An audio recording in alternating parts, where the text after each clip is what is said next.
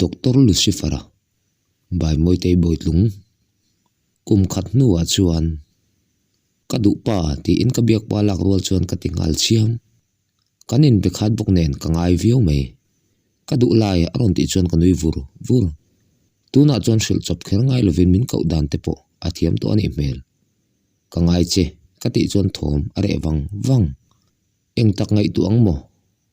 mo ka ngai che min ngai veloem ni kati chuan thom hamin lo horo ti zongaron soi he pa hi alunga leng to ani chiang lutuk isiam ka du lai lo ho to ro aron ti chuan ka thin lunga fan rai theinia ka chil kalem khal tuna hongal mai te ka du rum min lo ngak ram ro o thakhat chi angai to ania reilo te che min lo ngak le donem ni aru ka ko ho tur hi hrelo se ka du Christmas nia thon ka du miawa tuna chung kum som ni ka ni ve to a tle min ril ru po in puitlin lam apan ve mek bok ka du lo aron ti muk a mel om dan tur thlangin mit thla alang war atum le buranga ameng nur le na sato viawang du sham la kati le chuan lalhum sual aron ti vak phone atang po in aron awring thafia hle mai engel mu chuak kati ve thata ti khan min ko ve su ati chuan kanui hak nge min ko masak ni ti in ka mui ka pet zo ron ho vat la ni chu iron ho lawani chuan angoi wang ani chuan engmo kati le chuan phone da makani chu he pa hi alano pangcheru tak zet naktu ka engtin tak omang chemo ti in ka khivur ka thom no peksa thlap chu ka en ni e naktuk 24 December ni a ma se Christmas ni a chia ka in mu tirang kan in chung karap lut le che chu kanu le paming phok lutuk ka muhal surprise ti in ka waku a oi boite tinge iron hodon ti seilova kanu chun ron tingal vat thon thu cheu ka du alom ka hril cheu ten ka thong theinang chu ti in ka tong hal zat kan zo te ka sei sak khat deuh ka pan chu alo hre thiam nge atlan singhal wang ilangai ringani mo kanui na ron ti chuan ngai reng lovin ka mel pu alangai rengalom ka intify don ania ti in ka room lam ka pan hal ka du pa ero nak tu ka thongang an ina ka kalchil mei talong jan de ei kham rolin ka chau bok nen tlewar po pe lovin kam mak ka phone ri chuan min ti har hello ka ti rolin merry Christmas ka du lai ron ti tu o ka share rolin ka mut chuak po re ngal vek merry Christmas ka du pa ka ti chuan aron nui hok imu hilani mo ati chuan hambui buing ka o a mulero ti na nui risuk ka ria kamu thale nok nu ka in mem ka korfol pol hak nen chuan kanu le pa ma ka in lan nal lutuk boite enge ti itum ka pa zo kan ron ti a I ka du pa ka va thong ve don mole ka ti chuan alo hre thiam aniang anui vur chon hin khom ba na ni a ina a om ngei ka ring bok mun tina la chuang Christmas la play ri hria tur om ka thil hon sak chu enin kanui le var thin an get pona dingin phone ka phora ka kol ngal zat ka du pa ka ti chuan thom hamin enge iti ve aron ti supa vai ho le ko pul ho leng ka en kwala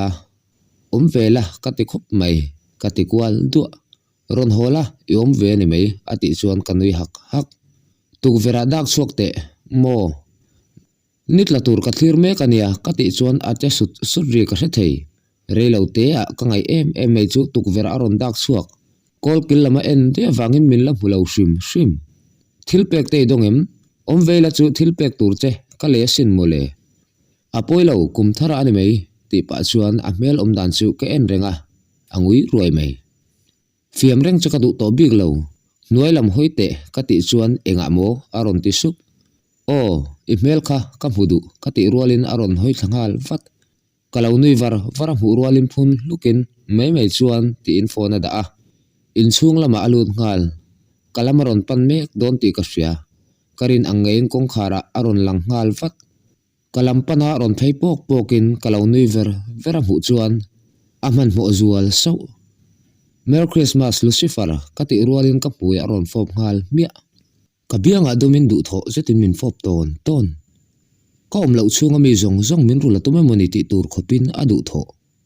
tho chamdon khopin kan in phone nuwa ain la sang chau tinge min hril vat lo nang hian min fiam kual reng su ti in a oma min pom bet thlap ti pal ma se thon thut chaka du a ti sepin a oma be ka chak thin em a chuan ka bei kak ka ngai che ti sopin min fob le mial nial ka tum bik lo ke po hian ka ngai ve tho si a thil pe ka hon chu ka pe a en ngal vut sanarang ka chak ka le sak chu avun uk deuh khar nen chuan a in me don ti ka hria kot sut ka le sak bok nang te hi min thon da ni thiam riau mei tiro ka chung te po email hria ta hune ati chuan ka khur deuh dar kalam hungai bok si lo ka zam anaw kha chu ka hmu to nge ya ma senu le pa kalam humi lo in chung lama chuan min kain min lu puya a chung te chuan min lo en trap nu pa hi ani hi moi chu ti in anu le pa mel za om tak lama chuan min hruai pheya ka zam ve viau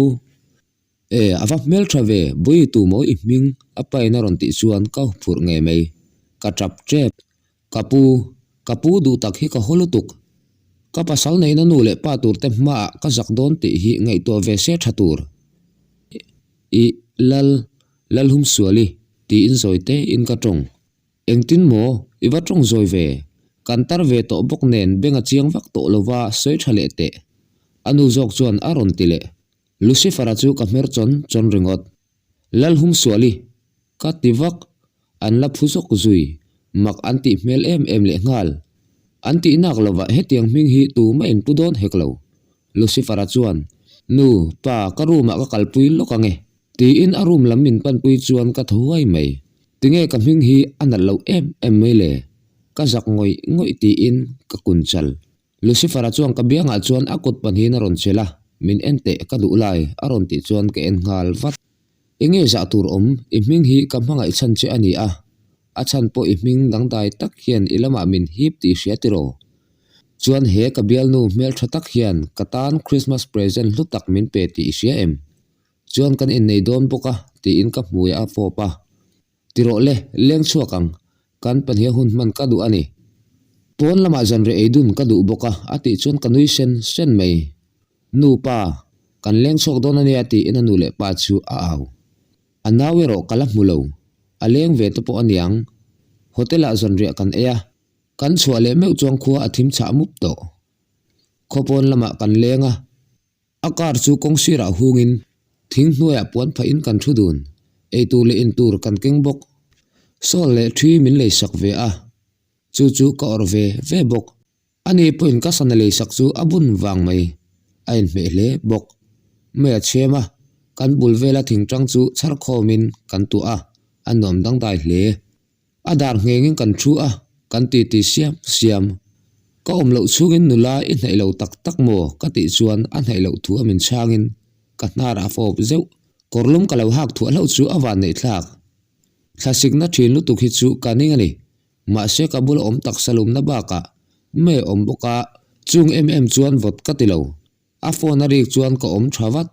anu ti ka munghal loudspeaker ada la ka ti chuan ada ve mei ka thil tum sia se chu atilo topang onu ka ti rualin nuam tur ang chen ka lo room haka ameng phok ngei mei oilal muchuak eng thil nge iti anu chon chek tlokin aron ti kanui azar hle ka in sum shramani anu chuan kan che sualemo ati tak nge yang ni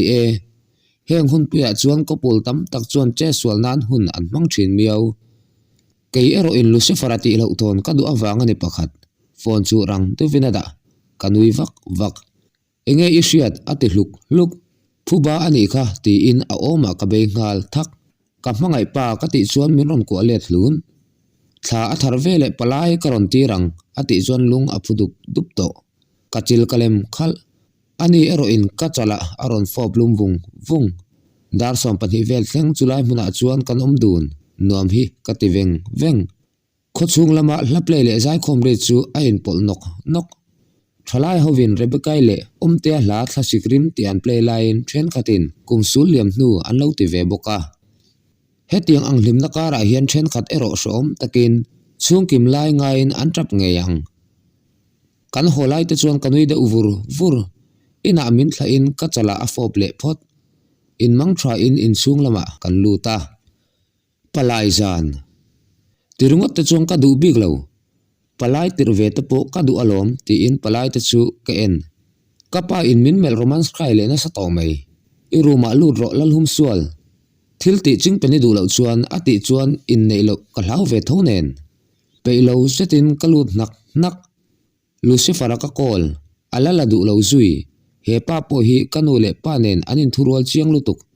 kaning e palai tir ve ka du asin le ma se poilo kan in nei don tho in nei huna ka du le ka palai le meang